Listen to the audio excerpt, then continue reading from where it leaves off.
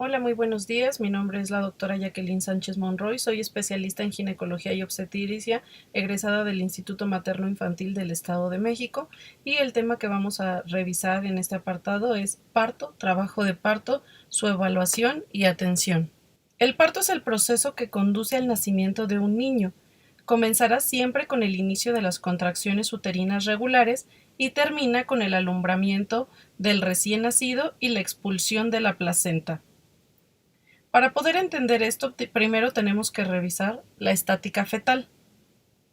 La estática fetal se define como la relación intrínseca que guardan entre sí las diferentes partes del feto con las extrínsecas, es decir, las que tienen en contacto con el conducto del parto. La estática fetal comprende actitud, situación, presentación y posición fetal. La presentación es la porción del cuerpo fetal que se encuentra en el canal del parto o en la proximidad más cerca. Otras definiciones nos dicen que es la parte del feto que se aboca al estrecho superior de la pelvis y que es capaz de desencadenar un mecanismo de trabajo de parto. Aquí tenemos dos presentaciones: la presentación cefálica, que es cuando la cabeza se encuentra cercana a la pelvis, o la presentación podálica, todas estas con sus diferentes variantes. La situación fetal es la relación que guarda el eje longitudinal del feto con el eje longitudinal de la madre. Este puede ser longitudinal o transverso. En ocasiones se habla de una situación oblicua, pero esta tiende a ser inestable y a transformarse durante el trabajo de parto. La posición se refiere a la relación de una porción elegida arbitrariamente de la parte de la presentación fetal hacia el lado derecho o izquierdo del canal del parto. Si tomamos, por ejemplo, el dorso fetal, podemos tener un dorso anterior, posterior o un dorso izquierdo o derecho. La actitud fetal es la relación que guardan las diferentes partes del feto entre sí, es decir, cómo se acomoda el feto en la pelvis. Para poder establecer toda la estática fetal es necesario realizar las maniobras de Leopold. Estas maniobras se hacen durante la exploración física de la mujer embarazada y nos permite conocer cómo se encuentra el bebé dentro del útero. La primera maniobra sirve para evaluar el fondo uterino. Permite la identificación de la presentación y la determinación del polo fetal que se encuentra en el fondo. La segunda maniobra se realiza cuando las palmas se colocan a ambos lados del abdomen materno y se ejerce presión suave pero profunda. Esta maniobra nos permite conocer la posición del feto. La tercera maniobra del Leopold ayuda en la confirmación de la presentación fetal. Con el pulgar y los dedos de una mano se agarra la parte inferior del abdomen materno justo encima de la sínfisis del pubis para corroborar qué polo es el que se encuentra ahí, si el cefálico o el podálico. Y la cuarta maniobra nos ayuda a determinar el grado de descenso y encajamiento. El mecanismo de trabajo de parto será una serie de movimientos cardinales que debe de realizar el feto para su paso a través del canal del parto. Estos son el encajamiento, el descenso, la flexión, la rotación interna, la extensión, la rotación externa y la expulsión. El encajamiento es el mecanismo mediante el cual el diámetro biparietal, que es el mayor diámetro transversal del feto, pasa a través de la entrada de la pelvis. El descenso es el primer requisito para el nacimiento del recién nacido. La cabeza del feto puede encajarse durante las últimas semanas del embarazo o hasta después del comienzo del parto. La cabeza del feto penetra casi siempre en la entrada de la pelvis, ya sea de forma transversal u oblicua. Después de esto, el movimiento a continuación será la flexión. En cuanto la cabeza descendente encuentra resistencia, ya sea desde el cuello uterino, las partes pélvicas o el suelo pélvico, por lo regular se flexiona. El mentón se pone en contacto de una forma más cercana con el tórax del feto y el diámetro suboccipito bregmático, apreciablemente más corto, se sustituye por el diámetro occipito frontal, que es más largo. La acción de palanca produce flexión de la cabeza. y la conversión del diámetro occipito frontal a suboccipito bregmático reduce típicamente el diámetro anteroposterior de casi 12.5 a 9.5. Esto le permite al feto entrar de manera más sencilla en la cavidad pélvica. La rotación interna, este movimiento hace que el occipucio se aleje de manera gradual del eje transversal.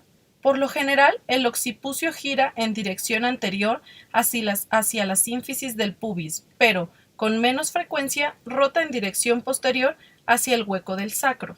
La extensión, después de que el bebé realiza la rotación interna, la cabeza flexionada de forma angulosa alcanza la vulva y experimenta la extensión. La rotación externa, una vez que la cabeza emergió, ésta sufre una restitución y después la expulsión. Casi inmediatamente después de la rotación externa, el hombro anterior aparece bajo la sínfisis del pubis y el perineo pronto se dilata por el hombro posterior. El parto en sí es un conjunto de fenómenos activos y pasivos que permiten la expulsión por vía vaginal del feto de más de 22 semanas, incluyendo la placenta y sus anexos. Estos se van a dividir en 3 periodos clínicos. El primer periodo comprende el periodo de borramiento y dilatación. El segundo periodo es la expulsión y el tercer periodo corresponde al alumbramiento. El primer periodo de trabajo de parto comienza con el inicio de las contracciones uterinas y la presencia de cambios cervicales. Este va a estar dividido a su vez en 2 fases: la fase latente, que es la división preparatoria, y la fase activa, que es la división de la dilatación. La fase latente es el periodo en el que se presentan contracciones irregulares y cambios en el cérvix que incluyen el borramiento y la dilatación hasta 4 centímetros y que en promedio dura 18 horas en pacientes nulíparas y en pacientes multíparas 12 horas. En el año 2016, un comité de consenso del Colegio Americano de Ginecología y Obstetricia y la Sociedad de Medicina Materno-Fetal redefinieron que el parto activo comienza a partir de los 6 centímetros de dilatación. Friedman estableció una fase latente prolongada como aquella que supera las 20 horas en las nulíparas y las 14 horas en las multíparas. La fase activa, esta es una fase de contracciones regulares y dilatación progresiva a partir de los 4 centímetros. En pacientes nulíparas se observa un promedio de 8 a 18 horas y en las pacientes multíparas es de 5 a 12 horas. La curva de Friedman es la representación gráfica que describe la progresión de la dilatación del cuello con relación al tiempo de evolución de trabajo de parto. Esta curva fue elaborada desde 1954. Nos marca una fase latente mucho más lenta y una fase activa más rápida, que a su vez se va a subdividir en 3 fases: la fase de aceleración, la fase de pendiente máxima y finalmente una fase de desaceleración. El segundo periodo de trabajo de parto comienza cuando la dilatación cervical está completa y finalizará con la salida del feto. La duración media es de aproximadamente 50 minutos para nulíparas y alrededor de más de 20 para multíparas. La duración máxima es de 1 hora para multíparas y de 2 horas para nulíparas. En ambos casos se agregará 1 hora adicional si la paciente ha recibido analgesia obstétrica. El tercer periodo de trabajo de parto corresponde al alumbramiento. Es el periodo comprendido desde el pinzamiento y corte del cordón umbilical del recién nacido hasta la expulsión de la placenta y membranas, y tiene una duración promedio de 30 minutos. Las pacientes deben de hospitalizarse para vigilancia y atención del parto cuando presenten contracciones uterinas de 2 a 4 en 10 minutos, dolor abdominal en hipogastrio y cambios cervicales, un borramiento cervical mayor al 50% y una dilatación igual o mayor de 3 o 4 centímetros. Si las pacientes se admiten de forma temprana o durante la fase latente, se asocia con mayor intervencionismo durante el parto. Incrementa el uso de oxitocina, de analgesia epidural y de intubación en neonatos. Es por eso que se decide que lo ideal es admitirlas cuando se encuentren en la fase activa del trabajo de parto. No se recomienda, durante el periodo de vigilancia de atención del parto, la administración rutinaria de soluciones intravenosas en pacientes de bajo riesgo. Y si el trabajo de parto no evoluciona normalmente, es decir, que no se presenten modificaciones cervicales en un periodo mayor a 2 horas, está indicado el manejo activo del mismo con una amniotomía u oxitóxicos. La oxitocina está indicada en el trabajo de parto estacionario bajo monitorización continua en dosis de 2 a 5 miliunidades por minuto. A toda mujer que ingrese para atención obstétrica se le deberá realizar un expediente clínico que incluya una historia clínica detallada con todos los antecedentes ginecobstétricos, incluyendo los de embarazos previos, y un partograma. Este último es una representación gráfica de los valores y eventos relacionados con el parto.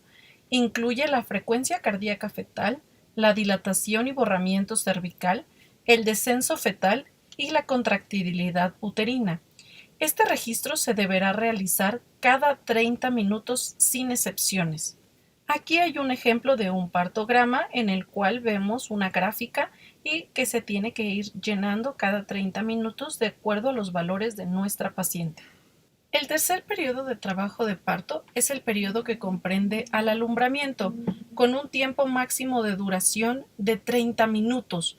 Durante este periodo, la oxitocina es el uterotónico de primera elección para el manejo activo del tercer periodo de trabajo de parto. Esto nos permite reducir la incidencia de hemorragia obstétrica y disminuir la morbimortalidad materna. La oxitocina se administra en dosis de 10 unidades inmediatamente después del nacimiento del neonato. Puede ser por vía intramuscular o por vía intravenosa cuando hay una venoclisis colocada.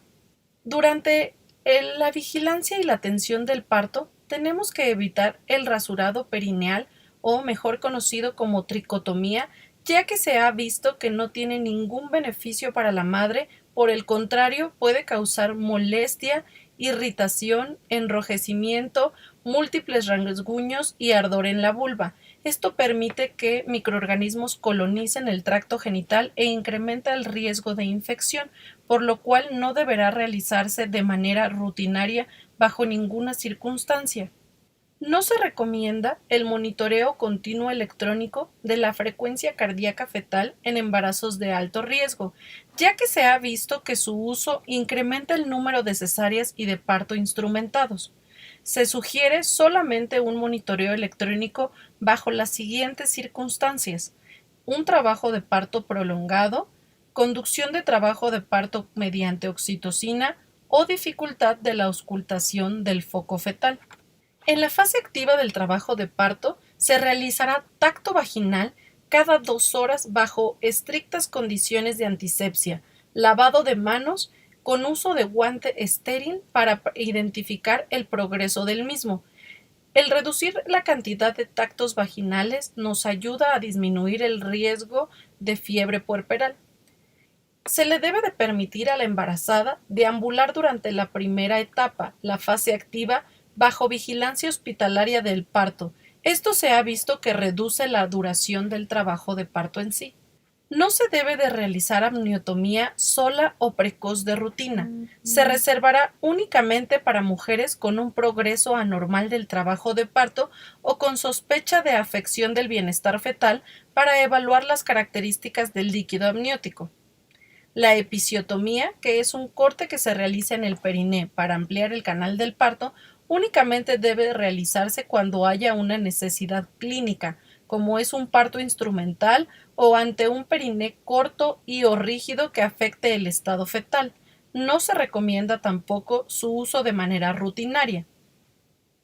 Una vez que ha salido el recién nacido, se recomienda que se realice un pinzamiento tardío del cordón umbilical con un tiempo de 1 a 3 minutos. Esto permite mejorar el nivel de hemoglobina en el recién nacido.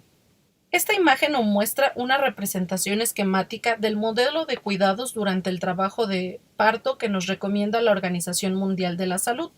Y esto nos dice que el trabajo de parto debe ser respetado y con atención.